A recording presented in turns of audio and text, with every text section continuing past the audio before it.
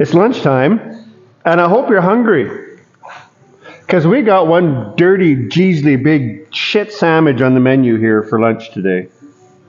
Oh, look at that. Screw hole. And I'm not kidding. Holy jumpins. Here, you want to see something? Here, look at this. Show you. So this is what we got. I mean, this is like a 3-course dinner and breakfast. So we got a bunch of that. Christ, it goes all the way up to there and all the way down to there. I think there's even a little underneath there too. Give it a little tickle. Yeah. So there's that. Oh. Widget. Already done that. That's not as bad as it looks. I mean, there was a little bit of space there, so there's a bunch of scale. Whoop, whoop, whoop, whoop, whoop. That's no big deal. That'll be off of there. Damn.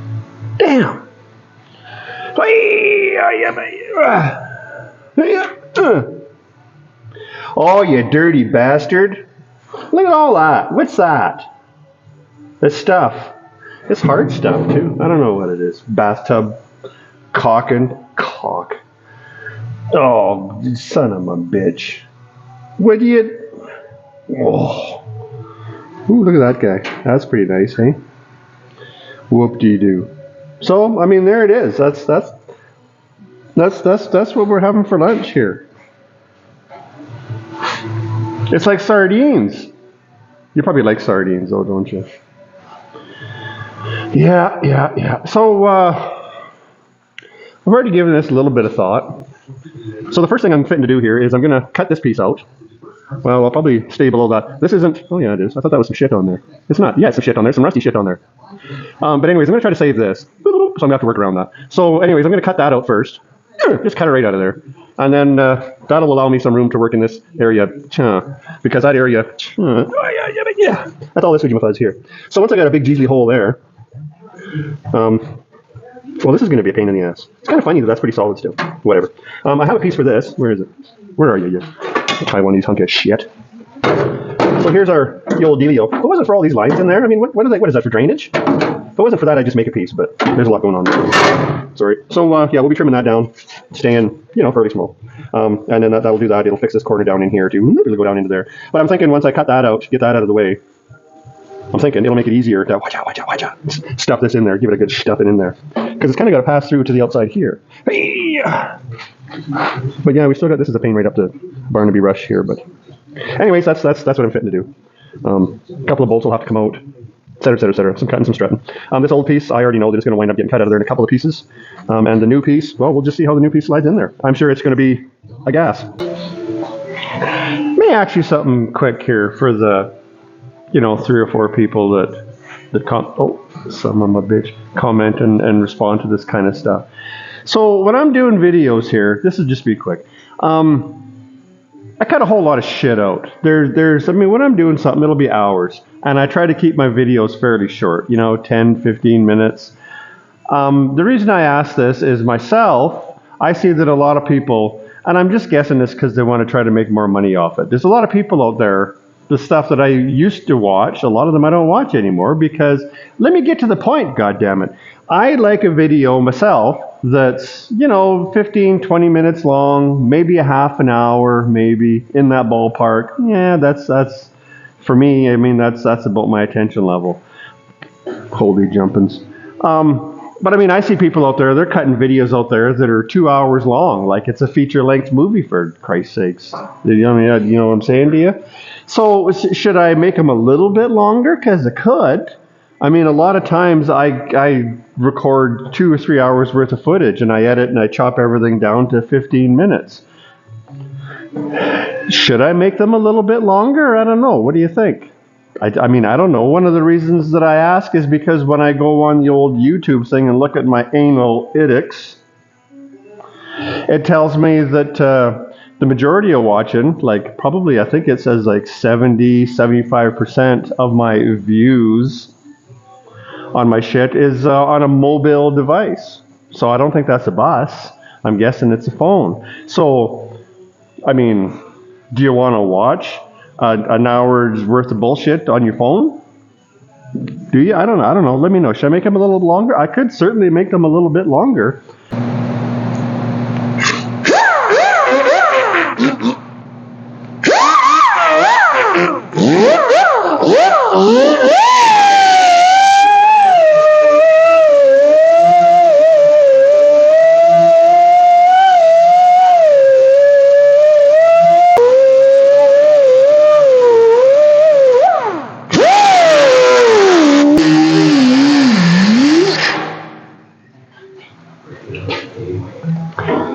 If you're using these little cutoff wheels like this, whether you're using them on the Makita, the Death Machine, or whatever you're doing, keep them steady. Don't let them vibrate.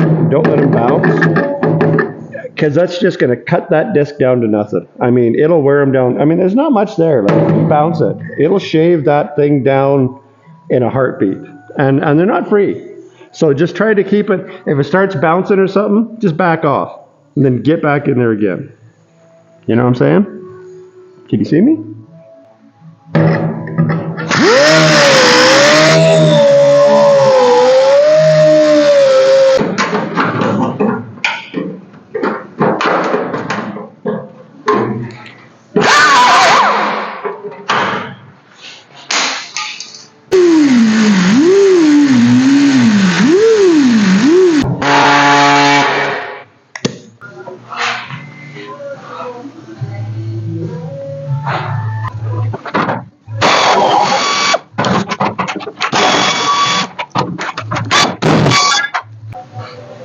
When you're doing stuff like this here, think about the fact that you're going to be the one grinding the welds and finishing the job. So what I'm getting at here is when you're cutting the thing apart, before you tie a rope around your chainsaw and just start swinging it around in here and just whacking the whole thing to jeebas, try to plan it out for for the least amount of finish work to make it an easier job in the long run. Stop and think about it for a minute. And now what brings me to this is, so I was going to put, on the inside here, I only need this much of this guy, right? For the rust holes in the inside, it only just barely comes up to here. But as I'm looking at this on the outside here, well, we're missing, there's not much going on there. And when I look at this piece, well, this piece will fix that much of that. So that fixes that. So we'll come across up here. I got a bunch of holes to weld up here anyways. So if I come across to there, and it's going to fix this anyways. So that's going to make it easier in the long run to use more of this piece than I initially had planned on. But in the same respect, when you're doing it, like I said, think about you. So what I'm going to do here is I'm going to drill these spot welds out that weld, like the welds are going down here. Now the welds are going down here. Did you just hear me say that? So now on the inside of this, that's what's on the inside. It goes in like that. So the welds are going to be going down here for this here. Do you want to go in there and grind welds down and finish them? Or would you rather grind that and weld it from the outside, and then you have no finish work to do to the inside in here at all? And you don't really got to do any finish work there, because by the time there's a door and a fender and everybody's home, you're not going to see nothing. And the same with over here. Which way do we go? So we go this way. So, I might as well do my welds along here, because then there's weather strips and everybody covers them up.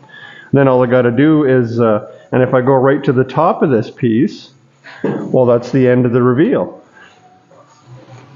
See what gets straight there now? So then on the inside, I'm not grinding and finishing a weld that goes in through the English Channel in here. You know what I'm saying to you? So it's going to be less work in the long run to put the bigger piece in. So just think about that kind of stuff, would you? Gosh. Look how fatty cakes. I'm getting air tools, so you're going to want to piss off. That's an easy way to get rid of a cat. Plug in something that makes a lot of racket. They're out of here. Get out of the way, you old fatty muchacho.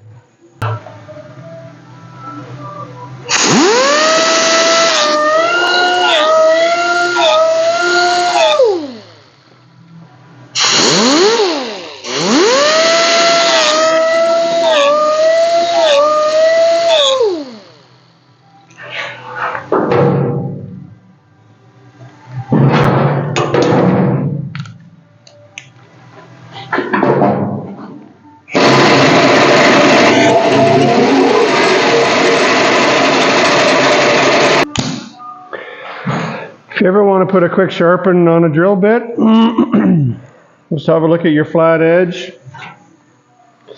Get your grinder going slow, and then as soon as you touch it, pull her down, and then that'll keep your cutting edge, your leading edge high. And it just takes a few. I mean, as long as you don't, you know, run your drill bit right into the garbage. You know what I'm saying? I don't know. That's what I do. So I'm sneaking up on it here. It's why these things take a while, hey? Because so I kind of got it in place. I got a hunk cut out of there, and I got a wedge down in between. Can you hear that? I got a wedge down in. But it's kind of like before you can do. The only time that you can huck something into place, mark it, cut it, huck it back up there, and weld it is on TV, because it never works that way. It just doesn't. It does on TV, but it doesn't work that way in real life. Because I mean, here you can see we're here, right? So this overlap here is keeping it from going back where it needs to be here. It needs to pivot backwards. So I can't make my final cut on the inside of this panel until it comes back to where it needs to be. But then so I can cut this here to where it needs to be, and then swing this baby back the little more than 1/8 of an inch that it needs. But when it comes back, then that's going to go up. So then my final cut here is not my final cut here. You know what I'm saying to you? So you kind of got to go back and forth with it. It's a pain in the ass, and it takes time, but I mean, if it was easy, your wife would be doing it.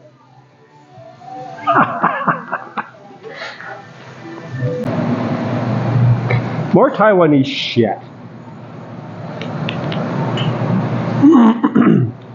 So there's a line on the inside here that's got to line up, because it shows. Like the C, whatever the hell it shows. So I had to get that out of the way to get it to come back far enough for that to line up. But now once I get that lined up, well, there's a hole down here that needs a bolt. You can see it? See that goddamn bolt hole? Well, I don't even got a half a hole now. So I'm going to have to grind that out, because that hole's got to be there for a little digging of what's this there. And then now I'm a 1/2 inch under there. God damn it. Oh well.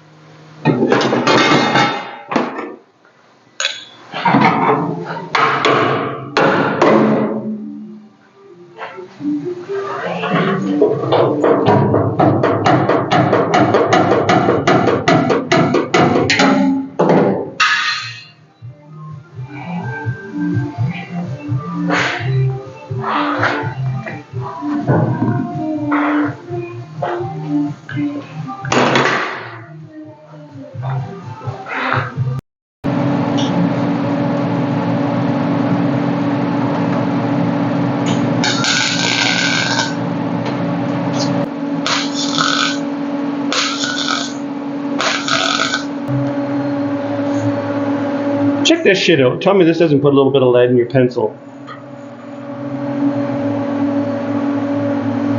See that edge there? See how deep that reveal is here? You see how it's deeper there? See how we're flush here? We're sticking out there. You know what that means? That means you got to come in and make a little cut down there and lay that top in because I can't even get it flush here.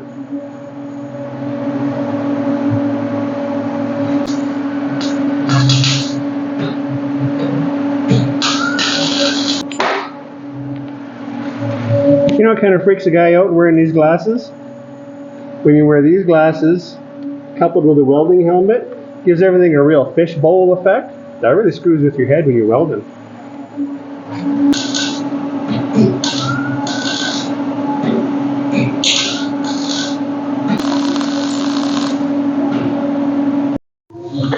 So I was doing stuff here and I thought, I wasn't filming it, obviously. Obliviously. Oh, son of a bitch, don't run those over. Those are brand new. God damn it. So I thought, oh yeah, what I do here is just give a little titty bit. Don't be scared to not follow the directions on tool abuse. Abuse the sons of bitches. That's what you got them for. So I got a patch that I made in here. Isn't this nice? But I didn't quite get the curvature just right here, because I mean, how would you? Just how would you get it right on the money? It's tough, it's hard, it's a bitch, it's bitchy. Listen, I'm having a hard time on the wheels here. Anyways, so I didn't quite get the curvature right, and we were kind of up in the wind and stuff, and it's pretty close now. And I thought, well, wait a minute, somebody might not even think of this. So what I've been doing to get it is I got this little turd whistle of a dolly here that I've had since I was 4 years old. And I lay it in there in that curve, that end of it, and it's pretty damn good. Well, what the hell? So then I lay it on this side, where I need the curves to match, and you got to pay attention to where your thumb is, and then you just kind of give her the business. I would suggest, though, that you squint. Like, seriously, you should be wearing glasses, actually. Because you're never supposed to strike two hardened objects. That's hardened, that's hardened. And the reason you're not supposed to do that is because they're scared a splinter will come off and go right through your eye hole. And it could happen. I know a guy who's blind in one eye. He's a mechanic. And he was wearing safety glasses. And it happened when he was using a punch and a chisel, taking a throw bearing out of a crankshaft. And a hunk of his chisel sheared off, doink, and went right through his eye hole. So it happens. So just be careful. But anyways, that was hanging up pretty good. So I pried it into place and I put a tack weld there to try to hold it into shape, but we weren't happy there. So then, like I said, I got to thinking, and I says to myself, I says, there's ways to do stuff like this. It's hard to do with you right there, though. It was a lot easier a minute ago. But anyways, again, pay attention to where your thumb is, would you? And if you're doing something like this, you're going to need to use the smasher. You're not going to get it by tapping stuff around. And I mean, we're pretty good. I actually might even be able to just take the old handy dandy thingamawasses here and maybe manipulate that. Oh yeah. See, that's what I'm talking about. If you're ever wondering what I'm talking about, that was it.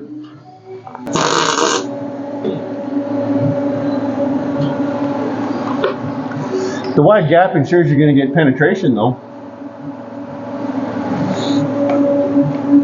You'll have no trouble fitting in there.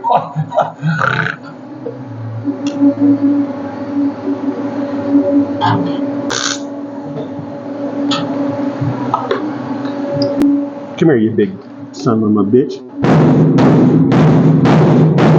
See, working in the curve. Eh? I mean, it might look brutal, but really it is.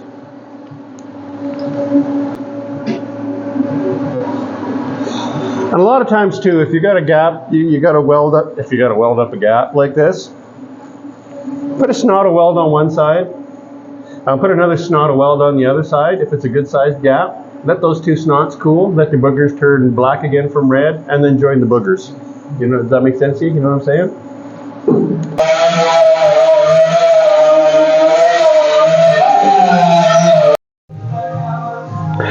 All right, so we're moving around our. Are we on here? Are we on? Hello, is this thing on? We're moving around our shit sandwich here. So this is kind of where we started out. Remember all that? That was like a few minutes ago. So that's done. That's done. So now we're going to work on this situation I got here. Now, what I did here when you weren't looking is this black piece.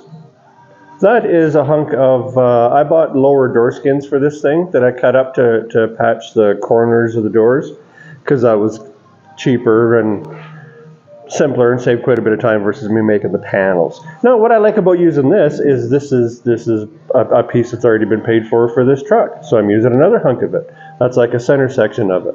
Another reason I wanted to do that is because it's already got a lip here. See how it's got a 90 degree on it there? See that?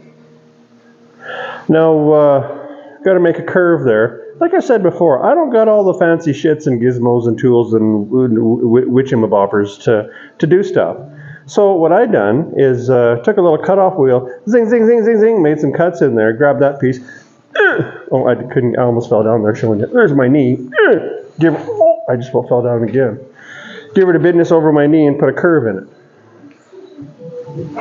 See, those little cuts? So now I can go back and just go and weld those up, grind them smooth, and we're done. I don't know, versus a shrinker stretcher, would it even work on this and that and this? I don't even know. One thing that I'm not, ain't exactly got me digging on James Brown is, as you can see, I could stick my wiener in there. Because, I mean, anywhere you put your finger, it's where you don't put your finger where you put your wiener. So there's my finger in there. I don't really like that. Like, you can see the difference that we got. And that's not on as much of an angle. It's a little bit of an angle, but not as bad as you think. Because the problem we got, if we go over here to the other side, look at all the different angles we got. You can kind of see in that bend. I got to do it over here too. But, I mean, there's a real good, how can we get that? See how there's a really good dip in that firewall there where the factory stamped her up there? And it kind of leans in this way, and then it's got a curve, and then a flat, and then a this, and a that, and a this, and a over there, and then up there, and a down there. Well, I don't like that.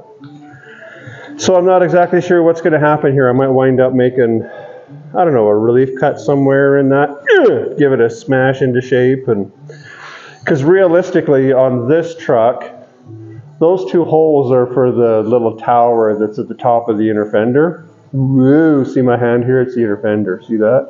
What's that? Whose pancake house was that on Canadian TV where they did the 3D? John Candy, he always had a plate of pancakes. And he said, would you like some syrup with your pancakes? And that was a 3D action. You probably never saw that. Never mind. That's a long time ago. Sorry. Anyways, this business here, for all intents and purposes, the wheel's going to be right here. That's going to be in the wheel well. So if that's not exactly Peterson Museum carbon copy of what it's supposed to be, it don't matter. Hey, look, you can even see the bullshit there too. Wonder if they did that for tire clearance. Clearance? No, this thing would have to have 40-inch tires for that to be for tire clearance. Anyways, you get what I'm saying. This side's on in the wheel well, and then the inside is underneath carpet. So as long as it doesn't look like a little kid did it, then it should be good. So if you're going to be doing something like this is what I do anyways, especially if I got to work a piece while I'm building it. You know what I'm saying? You can't just whip the thing up on a table and then bring your finished piece over. You kind of work it as you go. I'll give that a good pinch, and I'll put a few tack welds in some key areas. Focus. You dirty bastard. To pin that thing in place so it don't move. And then I'll come through with the old cutoff wheel, wherever the hell I put it. There's one there, and there's another one up there.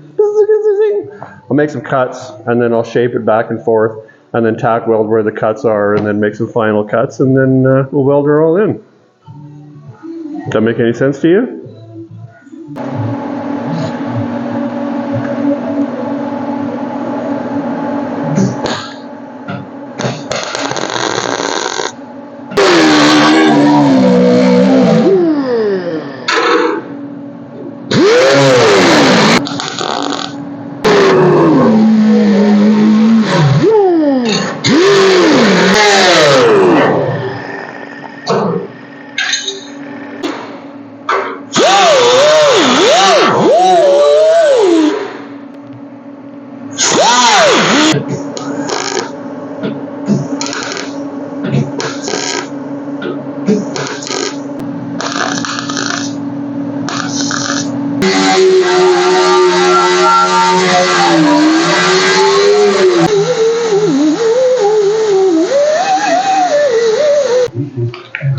Well, there it is. How'd you like it? There's our shit sandwich. That's not rust, it's undercoating, so stick it.